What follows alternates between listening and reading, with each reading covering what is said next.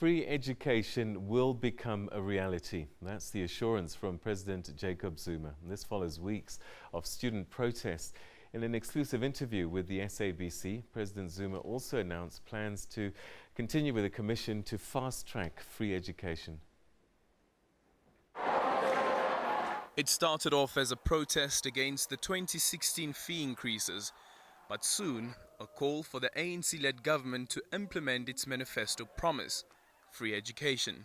It has to be a reality in South Africa, because if you take into account our history, there's a huge majority that was excluded from proper and quality education, and is a big number.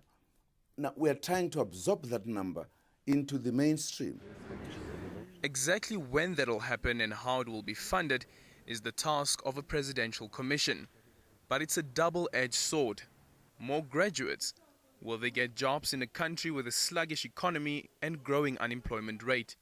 Perhaps we could move towards saying these particular industries, we reinforce them, that it takes more labor, should be labor intensive in order to meet or mitigate the situation of unemployment. Another major concern: violent crime. It is an important point for a nation to debate and say, what do we do? Do we want everybody to hold, say, a gun because they are afraid of something, and therefore to increase the chance of guns out there that are taken by criminals?